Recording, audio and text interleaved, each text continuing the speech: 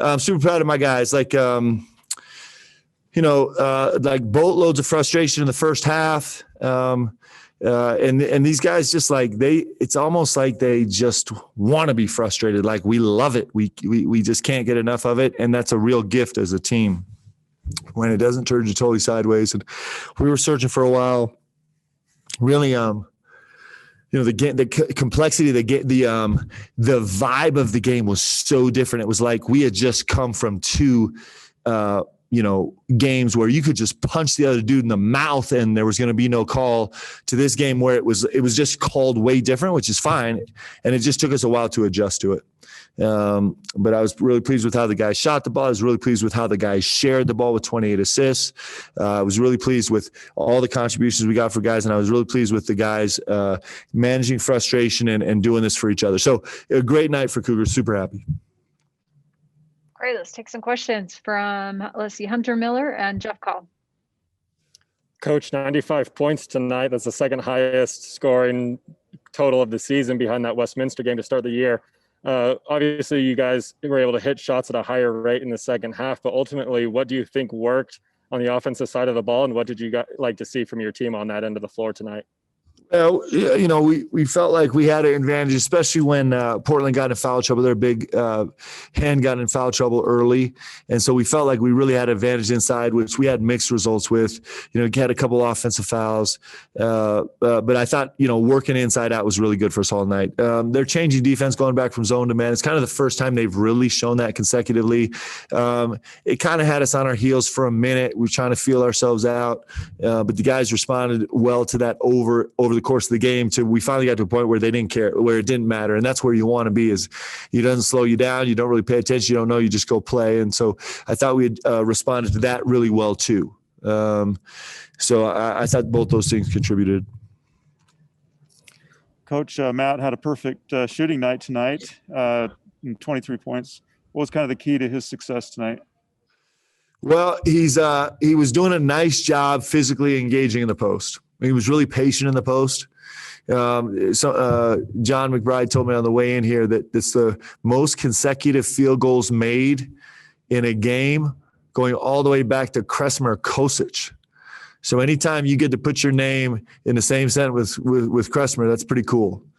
And I think our bench nearly fell over and in joy and celebration, I think with the last one, the three from the top of the key that bounced high off the rim and then finally caromed in. Matt's a terrific shooter.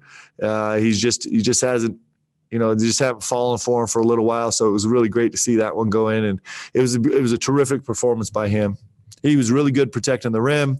He was really good managing penetration. He was matched up with a much smaller player, quick, good driver, and he managed it really well. As an aside, guys, this team is the number one ranked team in the country in terms of free throws per field goal. They are magical. They're unbelievable at getting to the line. I thought our guys did a tremendous job guarding without fouling. All right, Matt Biamonte, Mitch Harper, and Darnell Dixon. Was there an emphasis, Coach, to move the basketball more tonight? 28 assists, season high. It's a significant jump in assists from what you had on the last road trip. Yeah, it's San Francisco and St. Mary's are two teams that are top. I think they're both top 10. I think St. Mary's is number one. I think San Francisco's top 10 or top 20 in terms of not allowing assisted baskets. Their whole scheme defensively is to not allow assisted baskets. So, I think we were 6 and 12. Who knows? I think we were six at St. Mary's assists and not very many at San Francisco. Anyway, this is just a happy place for our team. It's the way we love to play. I mean, we'll go play and win. If a team is going to make us do it the other way and grind it out, we'll do it. But when we get to have ball movement, it's really fun for us. And, the zone just invites ball movement, right? And so the more comfortable we got playing against the zone, I thought the better we executed. But, yes, 28 is a really happy number for us. Mark, did you guys get a waiver for Brandon Ward to be able to play now? Yeah, we got a waiver a couple weeks ago, and it's really special because it's a free season, And so as soon as the NCAA came out with that, we put in papers to see if we could get him a waiver. He's done a great job for us. He's been working so hard every single day, playing every position from the 2 to the 5, and every possession during practice. And I was super happy to see him get in, and he grabbed 2 rebounds. Did he get 2 rebounds? He got credit for both of them? Yes, he did. And he's a +3 ±. That's hard to do in 2 minutes and 30 seconds. So he had a terrific first outing. Mark, as the season has gone on, you guys have kind of turned into a second half team.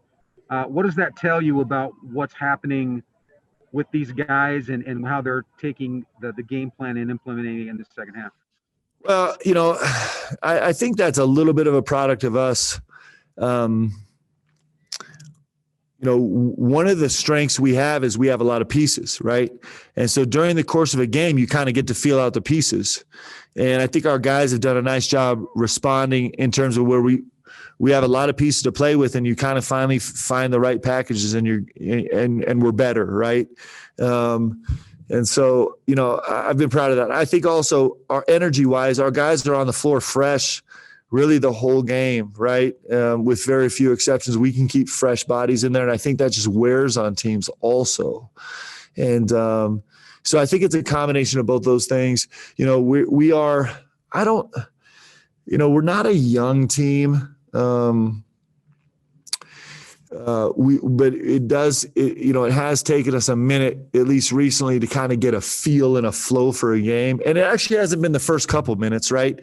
It's been like first couple of minutes, we've been really good. We were really good the first couple of minutes against San Francisco. I think we got up 7-2. I can't remember St. Mary's, what happened at the very beginning, but I know, 10 minutes of the game, I think we were tied up or give or take, but somewhere in the first half, we've stalled a little bit and we've given up some buckets we didn't want to give up. And our guys have done a nice job making adjustments. Mitch Harper. Yeah, Mark, was it a certain matchup that Portland posed to you guys that created a situation where Gideon didn't get in until the second half? Yeah, that was just me. We were just a little, it was really, I should have gotten a Gideon much earlier. So Latrell Jones goes 4 for 5 from 3 in the first half, and he's shooting 29% on the season and only shooting 3 a game. And so that part of the scout really took us by surprise, and we were slow to adjust. I probably should have moved Gideon in there way earlier. But again, when he came in, he played terrific, came right in the game and ran in transition and banged a 3 and was terrific defensively, minus a foul. And then he gave up a 3 late just from fatigue. But I thought he gave us terrific minutes tonight. He's getting better and better and better. Like he's playing more and more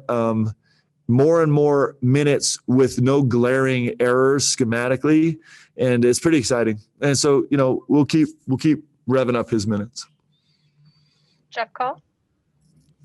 Pepperdine got a pretty big win tonight against Pacific. What are some of the challenges that Pepperdine posed for you guys on Saturday? Well, they got a lot of challenges. It's really weird. The beginning of their season was weird because coming into the season, I think everybody thought they were going to compete to be in the top 3 in this league for sure. I don't know if they're the second most talented or third most talented team in this league. But Colby Ross is a pro and Kessler Edwards might be a big time pro. And they really shoot the ball 1 through 5. In fact, their 5-man coming off the bench, Zedek he's ridiculous as a catch and shoot guy. He's so good.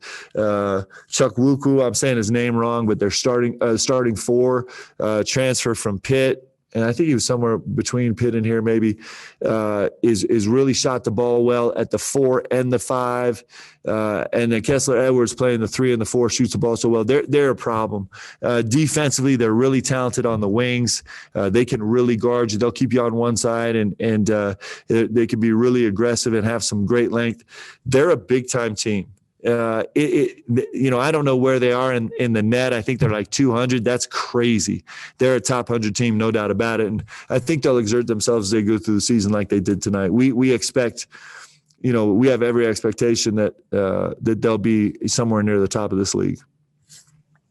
All right, we'll take a last question from Darnell Dixon.